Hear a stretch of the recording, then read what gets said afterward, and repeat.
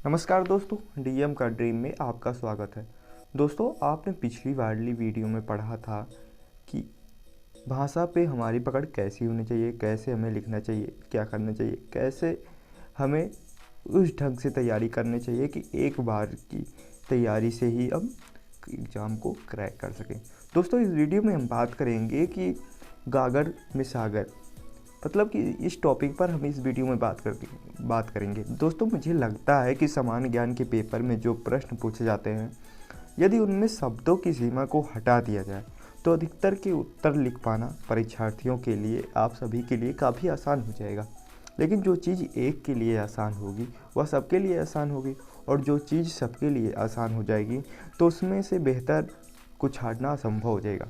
इस प्रकार प्रश्नों के साथ साथ शब्दों की सीमा निर्धारित कर एक ऐसी कसौटी पेश की गई है जिसके आधार पर यह जांच परख किया जा सके कि किस मस्तिष्क के पास स्वयं पर ऐसा नियंत्रण है कि वह अपने विचारों को उसी दायरे में व्यक्त कर सके जिस दायरे में उसे व्यक्त करने को कहा गया है।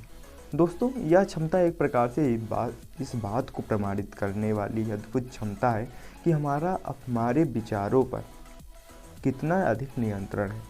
दोस्तों, शब्दों की निर्धारित सीमा में ही अपने उत्तर को प्रस्तुत कर पाना किसी के लिए तब तक संभव नहीं होता जब तक उसने उस विषय को बहुत अच्छी तरह से पचा न लिया हो, मतलब कि बहुत अच्छी तरह से उसकी तैयारी नहीं की हो, कई बार उसको पढ़ा ना हो।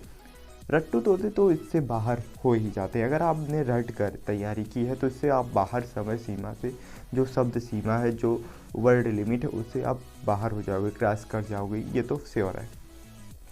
दोस्तों, इस प्रकार यह इस बात को भी सिद्ध करता है कि आप जिस विषय पर लिख रहे हैं उसे आपने अच्छी तरह से अपने दिमाग में रचा बसा लिया, मतलब एकदम फीड कर लिया हो कंप्यूटर की तरह।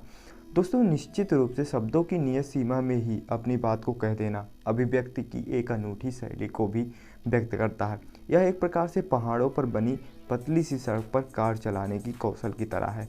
आपका अपने स्टीयरिंग पर पूरा नियंत्रण होना चाहिए, पूरी कंसंट्रेशन होनी चाहिए, वरना कार सीधे खाई में जाकर गिरेगी। दोस्तों, व्यवहारिक रूप से में भी जब आप सिविल सेवा में आएंगे तो यह लगभग रोजाना की ही बात होगी कि आपको अपने सीनियर्स को ना जाने कितनी बातों को मौखिक रूप से जानकारी देनी होगी, और फाइलों पर भी न जाने कितनी टिप्पणियाँ लिखनी होगी। दोस्तों, लंबी चौड़ी बातें और बड़ी बड़ी टिप्पणियाँ कमज़ोर एवं भ्रमित मस्तिष्क की देन होती है। जो व्यक्ति अपनी बात को जितने संक्षिप्त रूप में कह देता है या लिख पाता है, वह उतना ही सफल प्रशासक माना जाता है, क्योंकि वह वही बातें कहता और लिखता है जो कही और लिखी जानी चाहिए। दोस्तों, शब्दों की सीमा इस तथ्य की जांच करती है। संक्षिप्त में कहने का यह काम केवल आपके सीनियर्स के सामने तक ही नहीं सीमित होता है। कई बार आपको प्रेस से बात करनी होती है, प्रेस कॉन्फ्रेंस आपके लिए ही की जाती है, लोगों की ब्रीफिंग करनी होती है। इन लोगों के सामने अधिक बोलने की आदत, इधर उधर की बातें करने की आदत किसी भी प्रशासक को परेशानी में डाल देती है।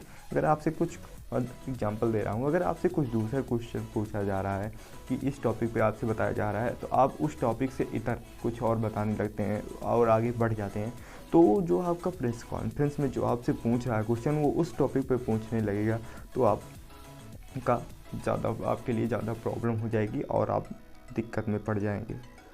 तो दोस्तों, वहाँ कोई भी बात संक्षिप्त तौर पर कही जाएगी और केवल मुद्दे की बात ही कही जाएगी।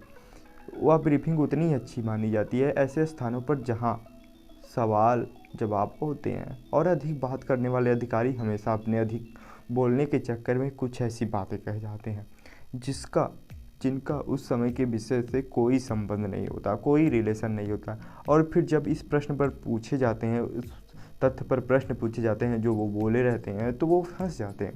अंततः इसका खामियाजा सरकार को ही भुगतना पड़ता है। इसीलिए सरकार एक ऐसा पैटर्न बनाई है जिससे प्रशासक का चयन एक अच्छे ढंग से किया जा सके। अब दोस्तों, आप समझ गए होंगे कि गागर में सागर के टॉपिक से क्या मतलब है। तो दोस्तों, अगर आपको ये वीडियो पसंद आई हो तो वीडियो को लाइक करिए, अपने दोस्तों के साथ शेयर करिए, और जाते जाते इस चैनल को सब्सक्राइब करिए। पास में जो बेल वाली आइकन है उसको भी प्रेस कर लीजिए। चलिए, आपसे मिलेंगे किसी दूसरे वीडियो में किसी दूसरे टॉपिक पर। तब तक के लिए देखते रहिए डीएम का ड्रीम। थैंक यू, धन्यवाद।